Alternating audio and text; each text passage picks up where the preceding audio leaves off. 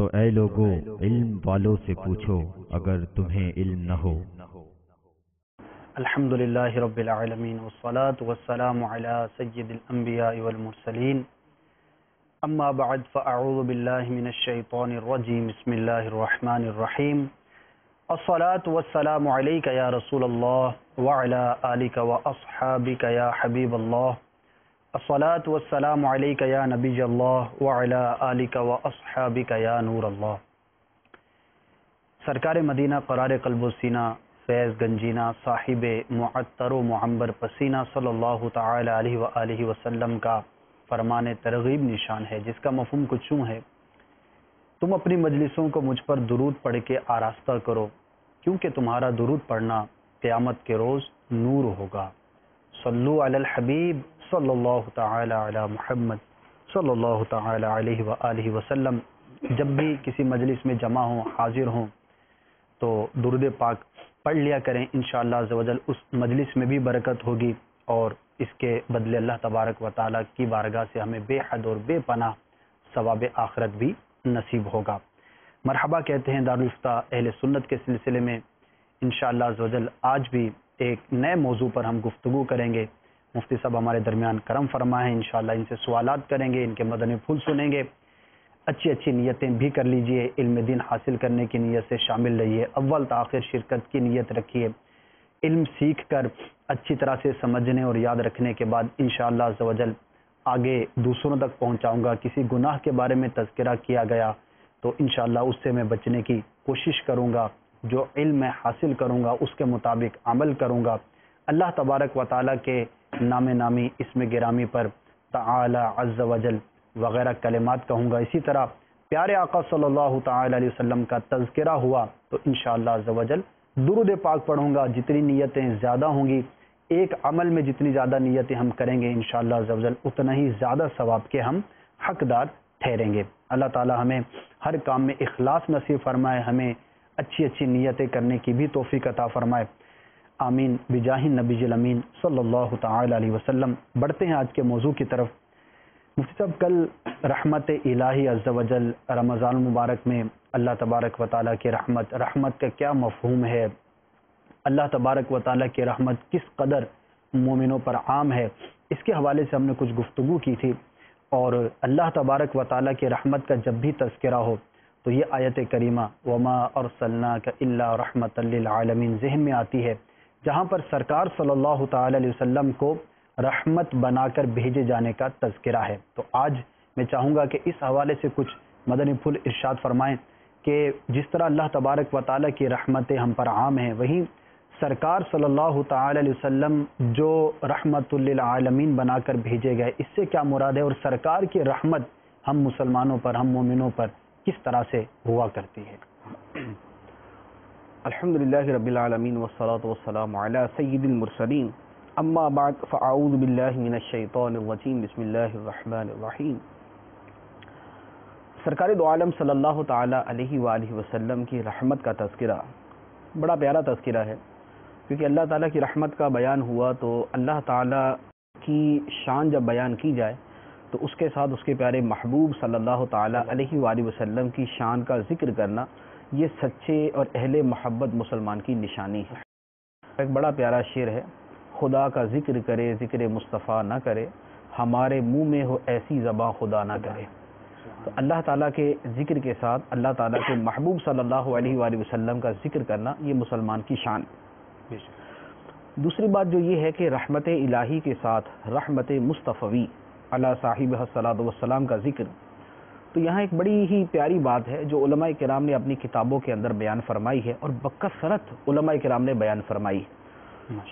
یہاں تک کہ یہ کہا جا سکتا ہے کہ شاید تفسیر کی اور احادیث مبارکہ کی شروحات کی کوئی کتاب ایسی نہیں ہوگی جس میں اس موضوع پر کلام نہ کیا گیا ہے۔ وہ کیا موضوع ہے؟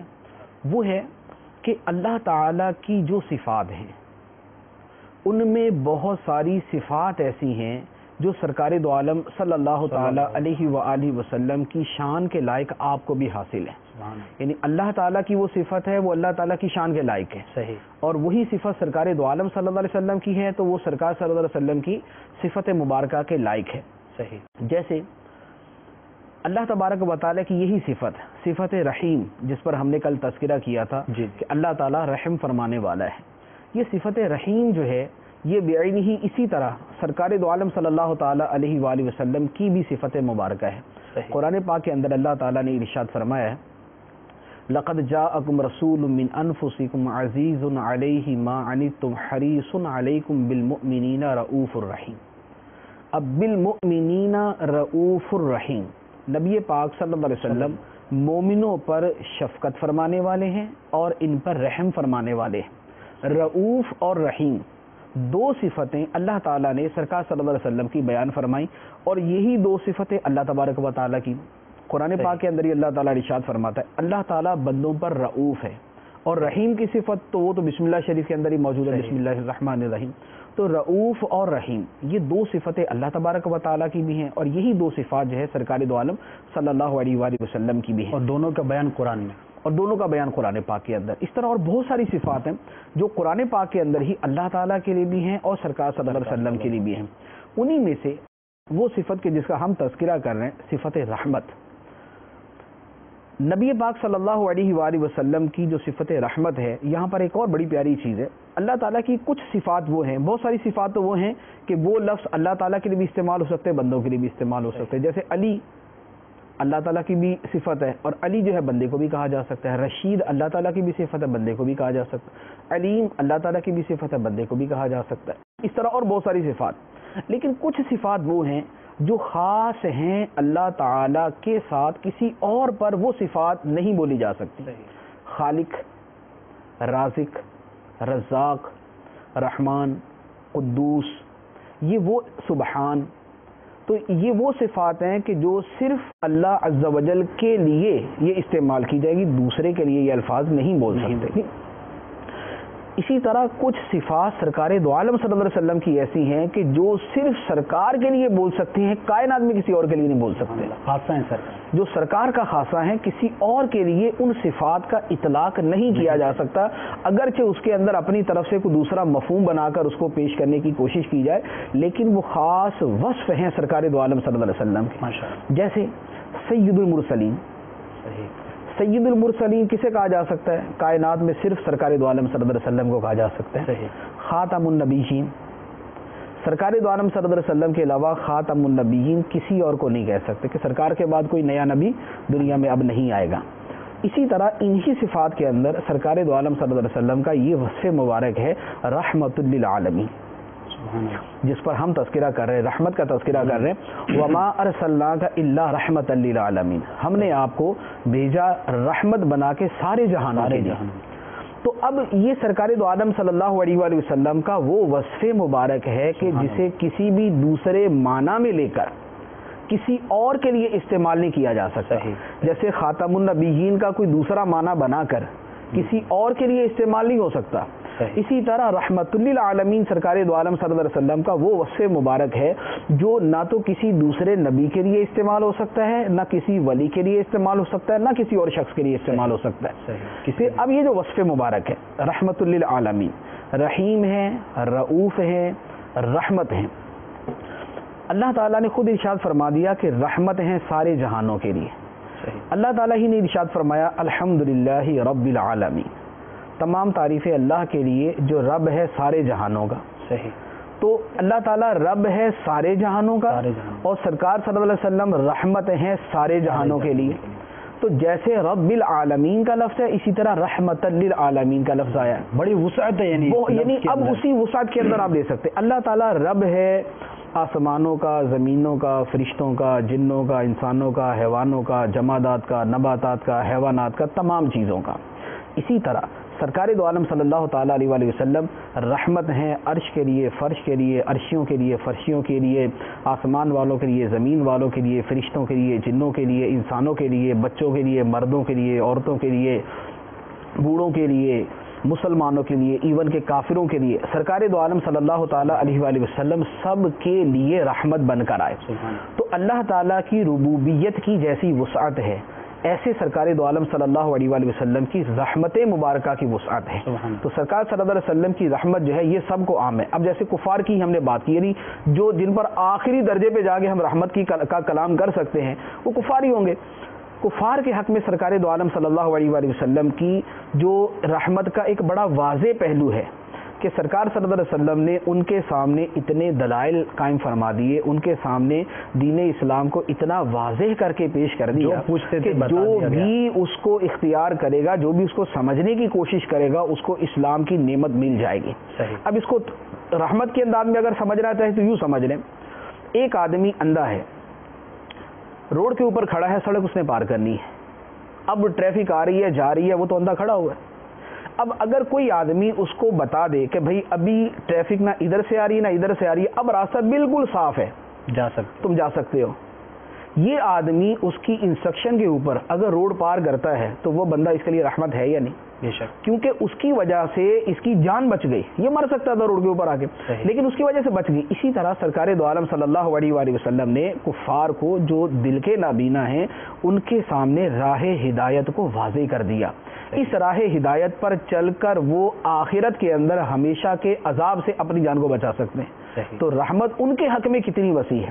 پھر اس سے جدا گانا سرکار دو عالم صلی اللہ علیہ وآلہ وسلم نے جو اپنی ظاہری حیات مبارکہ کے اندر رحمت والے معاملات ان کے ساتھ فرمائے، وہ کتنے مواقع پر ہے. جیسے طائف سے واپسی کے اوپر کفار نے جو سرکار دو عالم صلی اللہ علیہ وسلم کو تنگ کیا تو پہاڑوں کا فرشتہ حاضر ہو کے عرض کرتا ہے کہ یا رسول اللہ صلی اللہ علیہ وسلم اگر آپ ارشاد فرمائیں تو دو پہاڑوں کو ملا کر ان کو پیس کے رکھ کر دیا جائے. لیکن سرکار صلی اللہ علیہ وسلم نے ان کے لیے یہ فرمایا کہ مجھے امید ہے کہ ان کی نسلوں کے اندر وہ لوگ پیدا ہوں گے جو ایک اللہ کی عبادت کریں گے. مصطفیٰ، وہ جو دعائیں ہیں سرکار صلی اللہ علیہ وسلم کی جو تمام مخلوق کے لیے عام ہے، اجتماعی عذاب کا نہ آنا اور اس طرح کی جو سرکار کے صدقے برکتیں ہیں، انہیں بھی کہہ سکتے ہیں کہ تو قرآن پاک کے اندر ہے نا، یہ تو قرآن پاک کے اندر ارشاد فرمایا گیا نا، وَمَا كَانَ اللَّهُ لِيُعَذِّبَهُمْ وَأَنْتَ فِيهِمْ، کہ اے محبوب اللہ انہیں عذاب دینے والا نہیں جب تک آپ ان میں تشریف فرمائیں. ورنہ پچھلی قوموں کے اندر کیا ہوتا رہا، حضرت نوح علیہ الصلوۃ والسلام کی قوم نے نافرمانی کی اور ڈٹے رہے اس کے اوپر تو طوفان نوح آ گیا. حضرت صالح علیہ الصلوۃ والسلام کی قوم نے نافرمانی کی تو ان کے اوپر عذاب آ گیا. حضرت ہود علیہ الصلوۃ والسلام کی قوم نے نافرمانی کی، ان پر عذاب آ گیا. حضرت شعیب علیہ الصلوۃ والسلام کی قوم نے نافرمانی کی، ان پر عذاب آ گیا. لیکن ویسا عذاب عام جو ان کافروں پر آیا اپنے نبیوں کی نافرمانی کرنے کی وجہ سے، سرکار دو عالم صلی اللہ علیہ وآلہ وسلم کے زمانے کے کفار پر ویسا عذاب نہ آیا. تو یہ کفار کے حق میں رحمت. اسی طرح سرکار صلی اللہ علیہ وسلم کے وہ سلوک اور وہ ارشادات جو جانوروں کے بارے میں، حتیٰ کہ یہاں تک فرمایا گیا کہ جانور ذبح کرو تو اس کے ساتھ احسان کا سلوک کرو، پہلے پانی پلاؤ، چھری کو تیز کرو، چھری اس کے سامنے تیز نہ کرو، ایک جانور کے سامنے دوسرا جانور ذبح نہ کرو. یہ ساری چیزیں کیا ہیں؟ یہ ان پہ رحمت، یہ ان کے اوپر شفقت ہے. اسی طرح جو سرکار صلی اللہ علیہ وسلم نے عورتوں کو عزت دی، عورتوں کو مقام دیا، زندہ درگور ہونے سے بچایا، معاشرے کے اندر ان کے فضائل بیان فرمائے، ماں کی حیثیت سے ان کے حقوق بیان فرمائے، بیوی کی حیثیت سے حقوق بیان فرمائے، بیٹی کے اعتبار سے ان کے فضائل بیان فرمائے. یہ ساری کی ساری سرکار کی رحمت ہے اس مخلوق کے لیے جو اس وقت دنیا میں سب سے زیادہ پیسی ہوئی مخلوق تھی. اسی طرح سرکار کا سلوک بچوں کے ساتھ ہے. سرکار دو عالم صلی اللہ علیہ وسلم کا سلوک سخت گیر اور سخت مزاج لوگوں کے ساتھ ہے، بدوؤں، بوڑھے والدین کے بارے میں، اعرابیوں کے ساتھ ہے، والدین کے معاملے میں سرکار نے ارشاد فرمایا. تو یہ سرکار صلی اللہ علیہ وسلم کی رحمت کے مختلف پہلو ہیں، وہ سنہری کرنیں ہیں کہ جن کی روشنی سے عالم چمک رہا ہے. بے شک. اور مسلمانوں کے حق میں جو سرکار کی رحمت ہے اس کا تو اندازہ ہی نہیں لگایا جا سکتا. کیا امید ہونی چاہیے ایک مسلمان کو؟ جیسے اللہ کی رحمت پر امید کا ہم نے کل تذکرہ کیا، مسلمان کو امید ہونی چاہیے، اس کے بارے میں امید ہونی چاہیے؟ اس کو یوں آسان الفاظ میں یوں کہہ لے، دنیا کے سب سے فقیر ترین آدمی کو، دنیا کے سب سے سخی ترین آدمی سے جو امید ہونی چاہیے وہ امتی کو سرکار صلی اللہ علیہ وسلم سے امید ہونی چاہیے. یہ ایک بالکل سمپل سا اصول ہے. ہم اپنے نیکیوں کے اعتبار سے دنیا میں فقیر ترین لوگوں کے اندر ہیں، اور سرکار دو عالم صلی اللہ علیہ وسلم سخاوت فرمانے کے اندر جو ہے ساری کائنات کے اندر سب سے بڑھ کے سخی ہیں. سرکار صلی اللہ علیہ وسلم نے خود ارشاد فرمایا کہ اللہ الاجود و انا اجود الناس، اللہ تعالیٰ سب سے بڑھ کر جود و بخشش فرمانے والا ہے اور بقیہ لوگوں کے اندر سب سے بڑا سخی میں ہوں. سبحان اللہ. انما انا قاسم واللہ یعطی، اللہ عطا فرماتا ہے میں تقسیم کرتا ہوں. تو سارے کائنات میں جو کچھ اللہ تعالیٰ کی رحمتیں تقسیم ہو رہی ہیں وہ سرکار دو عالم صلی اللہ علیہ وسلم کے صدقے میں تقسیم ہو رہی ہیں. اعلیٰ حضرت فرماتے ہیں لا ورب العرش، عرش کے رب کی قسم جس کو جو ملا ان سے ملا، بٹتی ہے کونین میں نعمت رسول اللہ کی.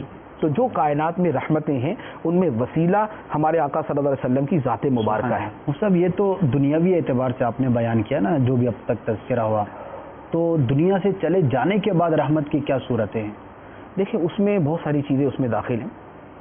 پہلے تو سرکار دو عالم صلی اللہ علیہ وآلہ وسلم کے جو ظاہری وصال مبارک کا جو آخری لمحات تھے، نبی پاک صلی اللہ علیہ وآلہ وسلم اس وقت بھی اپنی امت کے لیے اللہ تعالیٰ کی بارگاہ میں عرض کر رہے تھے امتی امتی.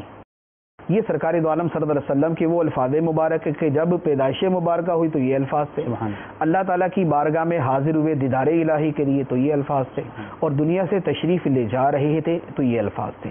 پھر اس کے ساتھ سرکار صلی اللہ علیہ وسلم نے خود ارشاد فرمایا کہ حیاتی خیر لکم و مماتی خیر لکم، کہ میری یہ ظاہری زندگی بھی تمہارے لیے رحمت ہے اور میرا دنیا سے چلے جانا یہ بھی تمہارے لیے رحمت ہے. حیاتی خیر لکم و مماتی خیر لکم، یہ دونوں چیزیں تمہارے حق میں بہتر ہے. کس طرح؟ اس کی تفسیر خود احادیث کے اندر ارشاد فرمائی گئی ہے. فرمایا کہ تمہارے اعمال مجھ پر پیش کیے جائیں گے، جو اچھے اعمال ہوں گے ان پر میں خوش ہوں گا، اور جو برے اعمال ہوں گے ان کے بارے میں مغفرت کی دعا اللہ تعالیٰ کی بارگاہ میں کروں گا. تو یہ سرکار دو عالم صلی اللہ علیہ وسلم کی جو اب حیات مبارکہ حقیقی دنیاوی جسمانی حیات مبارکہ ہے، اس میں بھی سرکار صلی اللہ علیہ وسلم کی رحمتیں ہمارے شامل حال ہیں.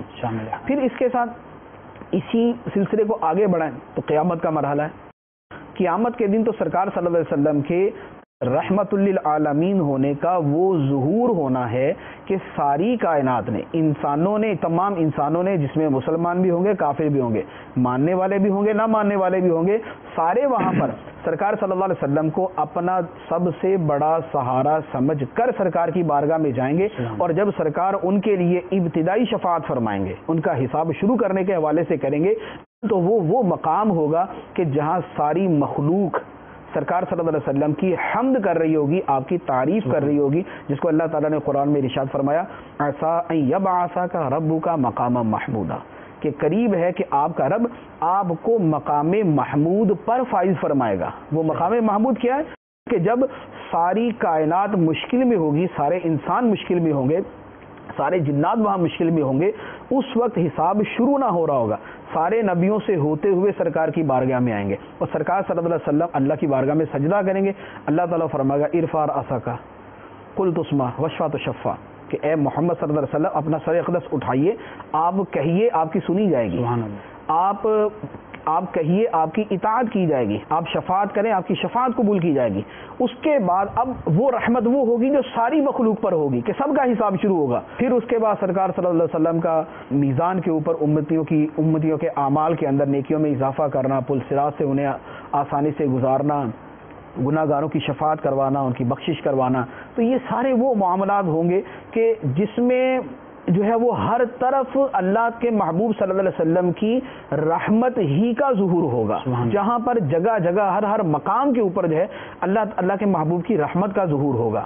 حضرت انس رضی اللہ تعالیٰ عنہ کی ایک حدیث ہے، عرض کیا کہ یا رسول اللہ صلی اللہ علیہ وسلم قیامت کے دن کا میدان تو بہت وسیع ہوگا، لوگ بھی بہت ہوں گے، میں آپ کو کہاں تلاش کروں؟ تو سرکار صلی اللہ علیہ وسلم نے فرمایا کہ مجھے میزان عمل پہ تلاش کر لینا، میں وہاں اپنے امتیوں کی نیکیوں میں اضافہ کر رہا ہوں. عرض کیا یا رسول اللہ صلی اللہ علیہ وسلم اگر میزان عمل پر نہ پاؤں تو؟ فرمایا پھر حوض کوثر پہ آ جانا، میں اپنی پیاسے امتیوں کو حوض کوثر کے جام پلا رہا ہوں. عرض کی یا رسول اللہ صلی اللہ علیہ وسلم اگر حوض کوثر پر بھی ملاقات نہ ہو تو؟ فرمایا کہ پھر پل صراط پہ آ جانا، وہاں اپنی امت کو سلامتی کے ساتھ گزار رہا ہوں. تو وہ رب سلیم کی صدا سرکار دو عالم صلی اللہ علیہ وسلم وہاں پر فرما رہے ہوں گے. اب یہ تین مین مرحلے تھے نا، یعنی حساب کا مرحلہ تھا، پیاس ہے، حوض کوثر کا مقام ہے، اور پل صراط سے گزرنا. پل صراط سے گزر گیا تو پھر تو آگے سیدھا جنت کے اندر ہے. تو اس سے بڑھ کے رحمت اور کیا ہوگی کہ کسی کی نیکیاں بڑھ جائیں، اس کے گناہ معاف ہو جائیں، اس کی شفاعت ہو جائے یا وہ بے حساب جنت میں چلا جائے اور ہمیشہ ہمیشہ ہمیشہ ہمیشہ کی راحت میں سرکار دو عالم صلی اللہ علیہ وسلم کی رحمت کے صدقے پہنچ جائیں. تو یہ سرکار کی رحمت ہے جو قیامت کے دن مسلمانوں پر ہوگی اور اس سے پہلے ساری مخلوق پر برسے. اور صحابہ کرام کی محبت بھی دیکھیے کہ دنیا ہی میں آخرت میں بھی سرکار کا قرب چاہنے کا ذہن ہے. یہ محبت ہی کی بات ہے کہ سرکار صلی اللہ علیہ وسلم سے اس کی جو ہے نا صحابہ کرام نے طلب کی. یہ حضرت انس رضی اللہ تعالیٰ عنہ ہی کی روایت ہے. سرکار صلی اللہ علیہ وسلم نے ارشاد فرمایا کہ المرء مع من احبہ، آدمی اس کے ساتھ ہوگا جس کے ساتھ وہ محبت کرتا ہو. حضرت انس رضی اللہ تعالیٰ عنہ فرماتے ہیں قبول اسلام کے بعد جتنی خوشی سرکار کے اس فرمان سے ہمیں ہوئی اتنی خوشی ہمیں کبھی حاصل نہ ہوئی، کیونکہ یہ خوشی مل گئی کہ آدمی جس کے ساتھ محبت کرتا ہوگا قیامت کے دن وہ اسی کے ساتھ ہوگا.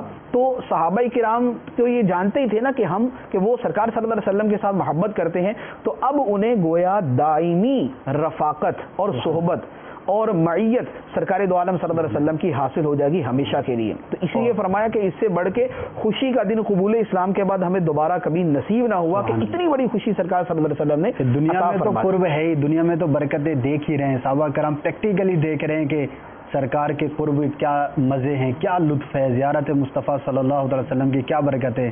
اب قیامت میں بھی ساتھ رہنے کا مجدہ مل رہا ہے. کتنے واقعات ہیں جس صحابی کو یہ موقع ملتا تھا نا کہ وہ مانگ سکتا ہے تو وہ یہ سرکار کا قرب ہی مانگتا تھا. جیسے حضرت ربیعہ رضی اللہ تعالیٰ عنہ کا واقعہ ہے. سرکار صلی اللہ علیہ وسلم کو وضو کے لیے پانی مہیا کیا کرتے تھے. مسلم شریف کی حدیث سے مبارک ہے. تو سرکار صلی اللہ علیہ وآلہ وسلم نے ان کی اس خدمت اور محبت کو دیکھ کر ایک مرتبہ ارشاد فرمایا کہ سل ربیعہ، کہ ربیعہ مانگو، جو چاہتے ہو مانگو. کیا بات. تو اب انہوں نے آگے سے کیا عرض کی کہ عرض کرتے ہیں کہ اسالو کا مرافقاتہ کا فی الجنہ، کہ یا رسول اللہ صلی اللہ علیہ وسلم میں آپ سے جنت میں آپ کے قرب کا سوالی ہوں. سبحان اللہ، کیا بات ہے. جنت میں آپ کے قرب کا سوالی ہوں. تو یعنی جنت کا سوال یا جنت الفردوس کا سوال یا جو ہے بخشش کا سوال، وہ ان سب کو انہوں نے سائیڈ میں رکھ کر وہ چیز مانگ رہی کہ جس کے پیچھے یہ ساری کی ساری چیزیں شامل ہیں اور اس کے ساتھ ان کی محبت سرکار دو عالم صلی اللہ علیہ وسلم کے ساتھ وہ بھی ظاہر ہوتی ہے. یہ حضرت ربیعہ رضی اللہ تعالیٰ عنہ کا واقعہ. ایسا ہی حضرت ثوبان رضی اللہ تعالیٰ عنہ کا واقعہ. سرکار کی بارگاہ میں حاضر ہوئے، چہرے کا رنگ اڑا ہوا. سرکار نے فرمایا کیا ہوا؟ عرض کی کہ یا رسول اللہ صلی اللہ علیہ وسلم ایک خیال آتا ہے، اس سے پریشان ہوتا ہوں. فرمایا کیا؟ عرض کی کہ خیال یہ ہے کہ یہاں دنیا کے اندر جب آپ کی محبت دل میں زیادہ جوش مارتی ہے، آپ کی بارگاہ میں آتے ہیں، زیارت کرتے ہیں، دل ٹھنڈا ہو جاتا ہے. قیامت کے دن آپ کے صدقے میں جنت میں داخل ہو بھی جائیں گے تو آپ تو بہت اوپر والے درجوں میں ہوں گے. آپ تو نبیوں والے جو ہے جو یعنی وہاں جو نبیوں والے اعلیٰ درجے ہوں گے وہاں ہوں گے، تو ہم تو بہت نیچے ہوں گے. تو جنت کے اندر آپ کی زیارت اور آپ کے دیدار کی صورت کیا ہوگی؟ تو اب وہ جنت کے لیے پریشان نہیں ہے، وہ جنت میں سرکار صلی اللہ علیہ وسلم کے دیدار اور قرب کے لیے پریشان ہے.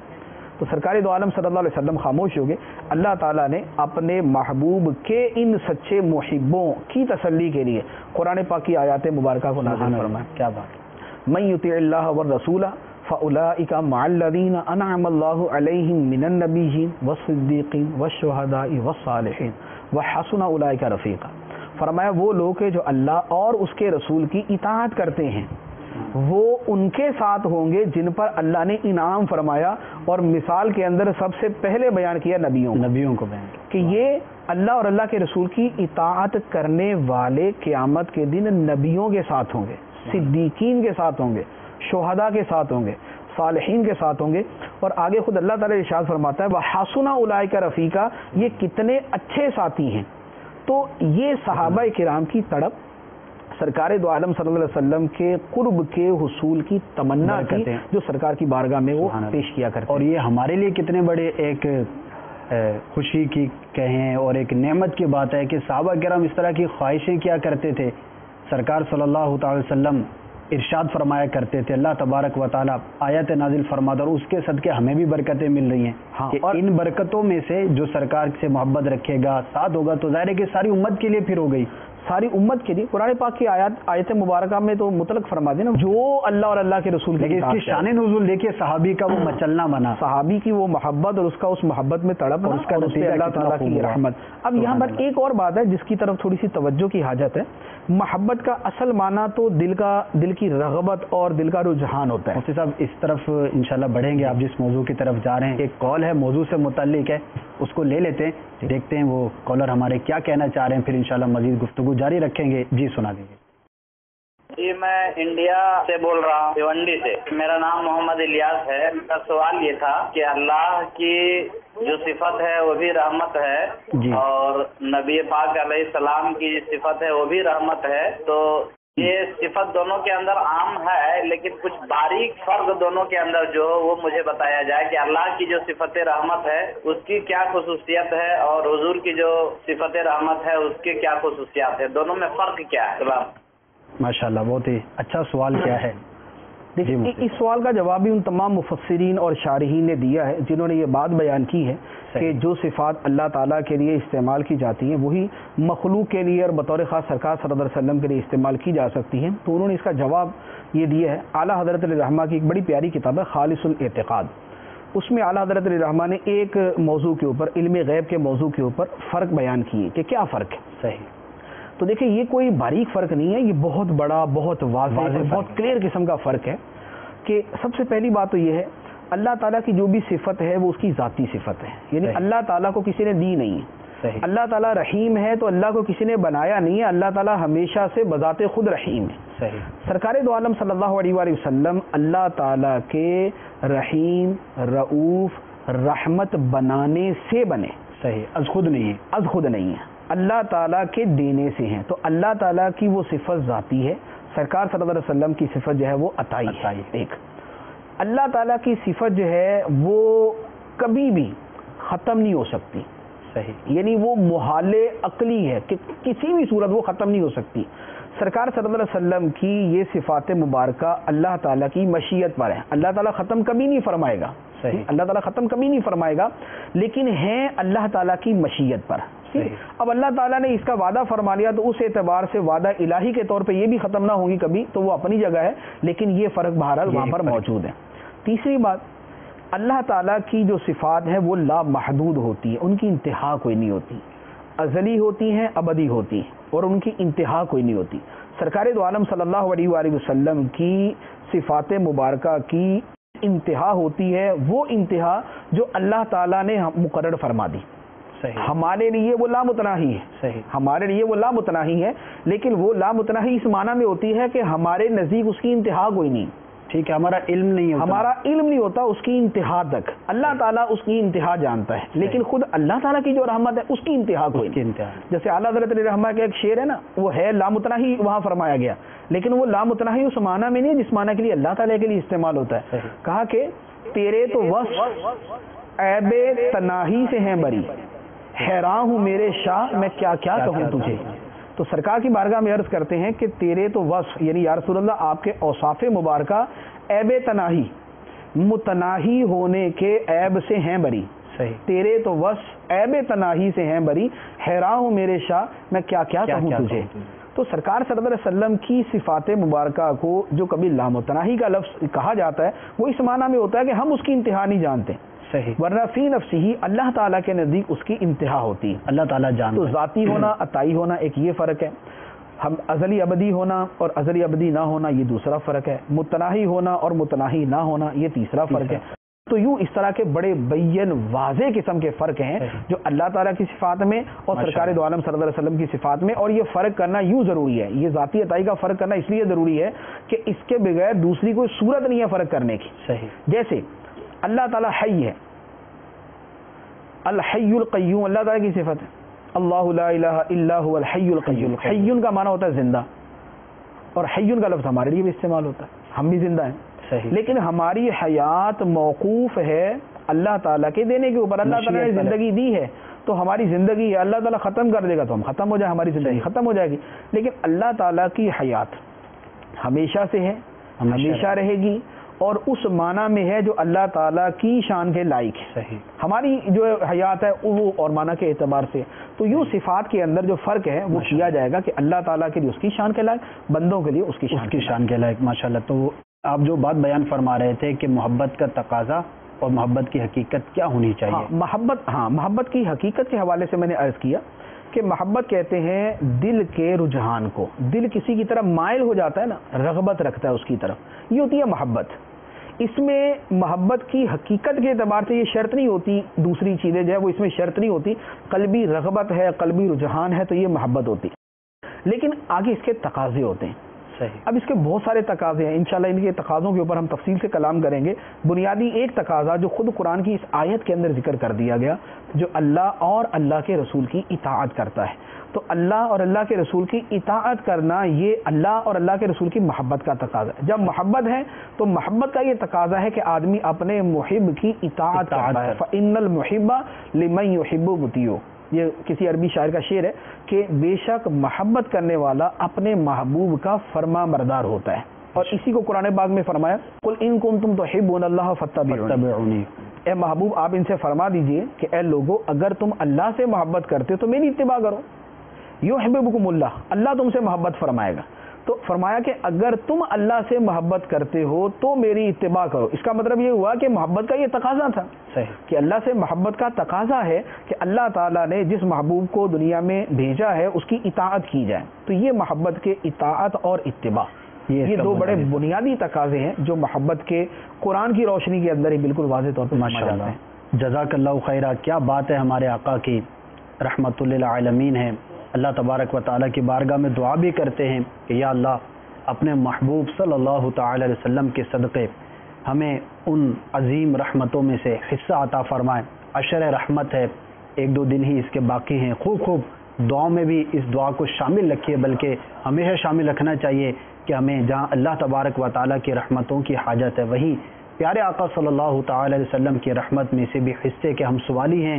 صحابہ کرام علیہم رضوان نے جو سرکار صلی اللہ تعالی علیہ وسلم کے ساتھ محبت کا انداز اختیار کیا، ہم بھی اس کا صدقہ مانگتے ہیں اور اس کے صدقے سے دعا کرتے ہیں کہ اللہ تبارک و تعالی ہمیں بھی صحابہ کرام جیسی محبت جو ہے وہ اپنے آقا کے ساتھ کرنے کی توفیق عطا فرمائے. بڑھتے ہیں آپ کی کالز کی طرف. یقیناً آپ منتظر ہوں گے کہ ہم نے کال کی ہے کب اس کا جواب ملتا ہے.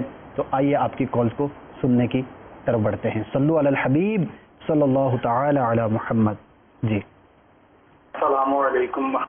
وعلیکم السلام ورحمۃ اللہ وبرکاتہ. امجد علی افطاری لاہور سے. جی مفتی صاحب سے یہ پوچھنا ہے کہ اللہ اور نبی کریم صلی اللہ علیہ وآلہ وسلم کو حاضر ناظر کہنا کیسا؟ شکریہ. انشاءاللہ ضرور پوچھیں گے مفتی صاحب سے. ویسے تو یہ پورا ایک ٹاپک ہے لیکن انشاءاللہ ہم چاہیں گے کہ مختصراً اس کا جواب ہو جائے. مزید کال دے دیجیے. السلام علیکم. وعلیکم السلام ورحمۃ اللہ وبرکاتہ. جی سر، میں یہ سوال کرنا چاہتا ہوں کہ میں دبئی سے بات کر رہا ہوں. ہم لوگ صبح جب اٹھتے ہیں نا تو کچھ لوگ ہمارے دوست ہیں وہ سوئے ہوئے ہوتے ہیں، تو وہ لوگ بولتے ہیں میں لائٹ جلاتا ہوں نا صبح نماز پڑھنے کے لیے، تو لوگ بولتے ہیں کہ تو آپ لائٹ کیوں جلاتے ہو؟ تو میں ان کو بولتا ہوں کہ نماز نہیں ہوتی ایسے. وہ لوگ بولتے ہیں کہ نہیں آپ اندھیرے میں بھی نماز پڑھیں گے تو آپ کی نماز ہوتی ہے. اچھا، میں یہ آپ سے سوال کرتا ہوں کہ آپ یہ میرے کو بتائیں کہ اندھیرے میں کیا نماز ہو سکتی ہے؟ انشاءاللہ ضرور عرض کرتے ہیں. آپ کے دوست بھی امید ہے ساتھ بیٹھے ہوں گے. کیا جواب ملتا ہے؟ جی مفتی صاحب، پہلا سوال تھا حاضر و ناظر کے بارے میں. حاضر و ناظر کے بارے میں یہ عرض ہے کہ سرکار دو عالم صلی اللہ تعالیٰ علیہ وآلہ وسلم اللہ تعالیٰ کی عطا سے حاضر و ناظر ہیں. اب حاضر و ناظر کا مطلب کیا ہے؟ حاضر کا مطلب یہ ہوتا ہے کہ قوت قدسیہ والا، یعنی جس میں اندر روحانی طاقت ہے، وہ جہاں چاہے پہنچ جائے، بیک وقت چاہے تو لاکھوں مقامات پر پہنچ جائے. ٹھیک ہے نا، یہ ہوتا ہے حاضر کا مطلب. اور ناظر کا مطلب یہ ہوتا ہے کہ وہ جہاں پر بھی ہے وہاں سے وہ ساری کائنات کو دیکھ رہا ہوتا ہے، یا جہاں وہ دیکھنا چاہے وہاں وہ دیکھ سکتا ہے. صحیح. تو یہ جو حاضر و ناظر کے الفاظ ہیں یہ سرکار دو عالم صلی اللہ علیہ وسلم کے لیے اس معنی کے اندر استعمال ہوتے ہیں. اللہ تعالیٰ کے لیے اسے استعمال کر سکتے ہیں یا نہیں کر سکتے؟ تو اللہ تبارک و تعالیٰ بلا شک و شبہ شہید ہے، بصیر ہے، علیم ہے، عالم ہے. قرآن پاک کے اندر بیان فرمایا گیا سورہ آل عمران میں کہ بے شک اللہ تعالیٰ پر آسمان و زمین میں کوئی شے پوشیدہ نہیں، صحیح. ان اللہ علیم بذات الصدور، بے شک اللہ تعالیٰ دلوں کی باتیں جاننے والا ہے. صحیح. اور اس کے علاوہ 20 آیات مبارکہ ہیں جو اللہ تعالیٰ کے علم کے حوالے سے قرآن پاک میں موجود ہیں. تو اب شہید کا مطلب ہوتا ہے کہ جو مشاہدہ کرتا ہے، جو مشاہدہ کر رہا ہے وہ شہید. اللہ تبارک و تعالیٰ سب کا مشاہدہ فرماتا ہے، سب کو دیکھ رہا ہے، اللہ تعالیٰ دیکھ رہا ہے. تو اللہ تعالیٰ کو شہید اور لفظ بصیر کے ساتھ تعبیر کرنا چاہیے. صحیح. کہ اللہ تعالیٰ شہید و بصیر ہے.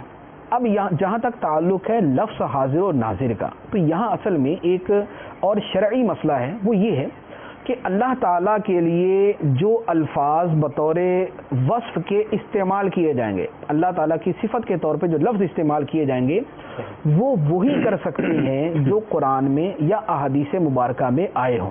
اچھا، یہ اپنی طرف سے نہیں بنائیں گے. اپنی طرف سے کوئی لفظ اللہ تعالیٰ کے لیے ہم نہیں بنائیں گے. صحیح. اللہ تعالیٰ کے لیے جواد کا لفظ احادیث سے ثابت ہے تو ہم لفظ جواد ہی استعمال کریں گے.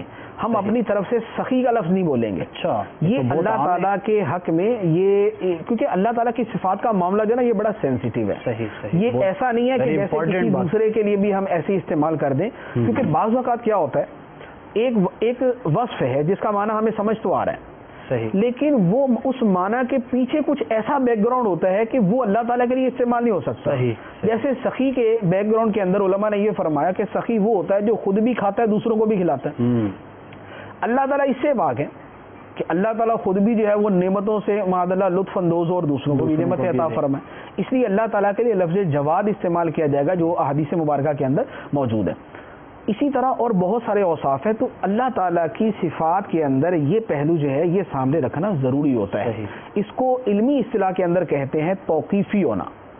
اللہ تعالیٰ کے اسماء مبارکہ توقیفی ہیں. توقیفی کا مطلب ہوتا ہے کہ موقوف ہیں شریعت کے اوپر. صحیح. توقیفی کا مطلب موقوف ہیں شریعت کے اوپر، قرآن اور حدیث کے اندر جو آئے وہ اللہ تعالیٰ کے اسماء استعمال کیے جائیں گے اور اس کے علاوہ اپنی طرف سے اسماء نہیں بنائے جائیں گے. صحیح. اب یہ جو لفظ ہے حاضر و ناظر، تو میں نے عرض کیا کہ حاضر اللہ تعالیٰ کے لیے نہ قرآن میں آیا نہ حدیث میں آیا، لہذا یہ لفظ نہیں استعمال کیا جائے گا. صحیح. ناظر کا لفظ اللہ تعالیٰ کے لیے نہ قرآن میں آیا نہ حدیث میں آیا، لہذا یہ لفظ استعمال نہیں کیا جائے گا. صحیح. تو کسی معنی کا صادق ہونا جو اس لفظ کا معنی ہے جو ہم استعمال کرنا چاہ رہے ہیں اس کا اللہ تعالیٰ کے لیے ثابت ہونا یہ دوسری چیز ہے. وہ ہم نے عرض کیا کہ شہید و بصیر، تو اللہ تعالیٰ دیکھنے والا ہے، سننے والا ہے، جاننے والا ہے، اور دوسرا کوئی اللہ تعالیٰ کے سننے کی طرح سن نہیں سکتا، دیکھنے کی طرح دیکھ نہیں سکتا، جاننے کی طرح جان نہیں سکتا.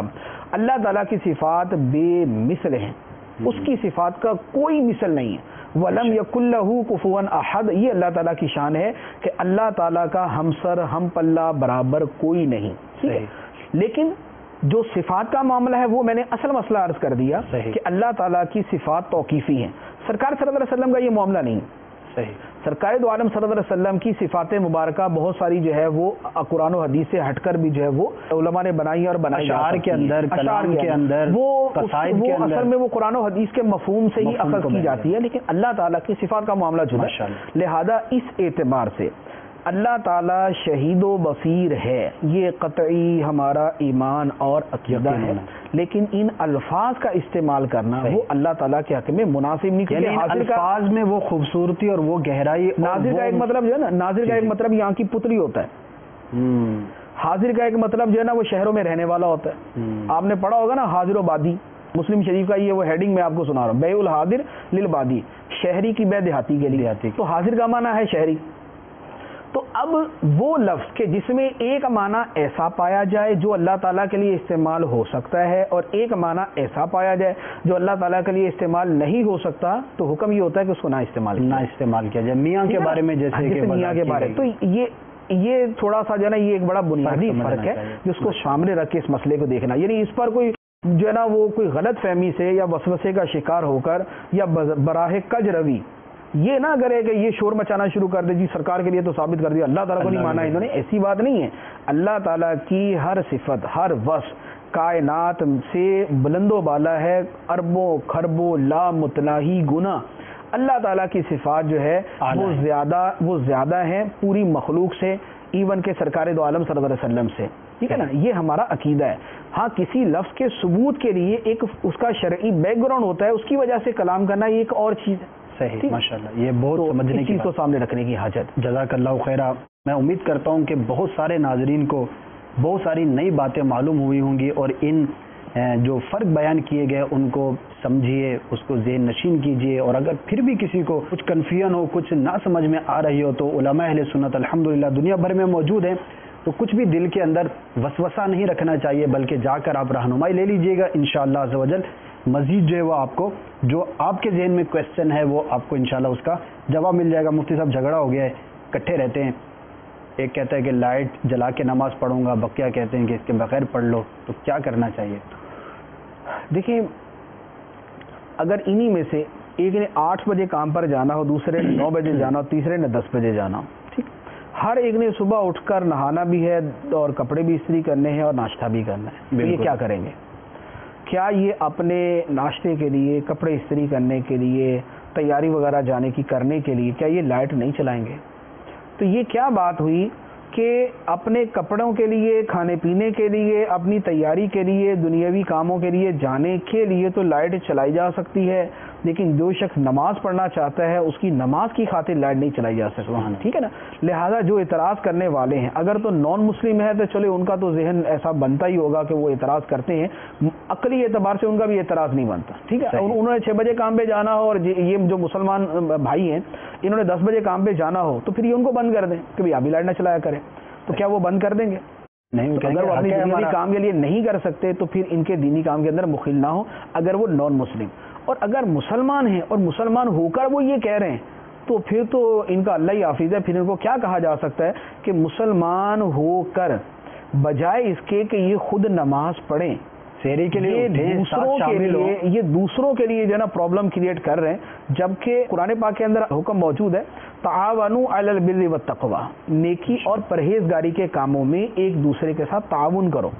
تو انہیں بالفرض اگر وہ نماز نہیں پڑھتے, حالانکہ ان پہ فرض ہے نماز ان کو پڑھنی چاہیے, ان کا نماز چھوڑنا حرام, گناہ کبیرہ, جہنم میں جانے کا ذریعہ, جہنم کے دروازے پر نام لکھے جانے کا سبب, اور جہنم کی وادی غی کے اندر جانے کا سبب ہے, تو وہ اتنی وعیدوں کے مستحق ہیں, تو وہ اپنے اس جو ہے نا وہ کیا نام ہے بد عملی کا اثر جو ہے وہ اس کے اوپر ڈالنا چاہ رہے کہ جو نماز پڑھنے والا ہے. لہذا ایسا ہرگز نہیں کرنا چاہیے.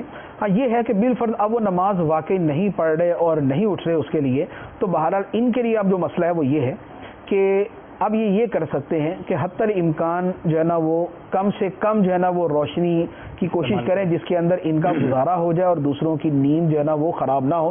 اگرچہ یہاں پر نیند خراب ہونے کا معاملہ تھوڑا سا پیچیدہ ہی ہے کہ یہاں تو ان کو اٹھانے کا شرعی حکم ہے. صحیح. اچھا, اب اس کے ساتھ اب دوسرا مسئلہ کہ بالفرض یہ اندھیرے میں نماز پڑھیں, نہیں لائٹ چلاتے, اندھیرے میں نماز پڑھ, تو اندھیرے میں نماز پڑھنے کا کیا حکم ہے؟ اس کے بارے میں 2 صورتیں. ایک یہ ہے کہ اتنی تاریکی کہ جس سے وحشت آئے. بعض اوقات ہوتا ہے نا کہ بالکل بند کمرہ ہے, سورج کی روشنی, باہر کہیں سے بھی روشنی نہیں آ رہی, اب اتنا گھپ اندھیرا ہے کہ آدمی کو اس سے وحشت ہوتی ہے, تو اتنی وحشت والی تاریکی میں نماز پڑھنا منع ہے. اس میں نماز پڑھنا منع ہے. روشنی کا اہتمام کرنا چاہیے اگر ممکن ہو. اور اگر اتنا اندھیرا نہیں, ایک نارمل سا اندھیرا ہے کہ جیسے تھوڑی سی کھڑکی کھول دے تو کہیں دور دراز سے بھی ہلکی سی لائٹ آ جاتی ہے, تو آدمی بقدر گزارا وہاں پر کمرے کے اندر تاریکی چھٹ جاتی ہے. اگر اتنی تاریکی ہے تو پھر بہرحال نماز یہ پڑھ سکتے ہیں, پھر نماز کے اندر کوئی کراہت نہیں آئی. صحیح. جزاک اللہ خیرہ. سلسلے کا وقت جو ہے وہ ختم ہو چکا. صلو علی الحبیب صلی اللہ تعالی علی محمد.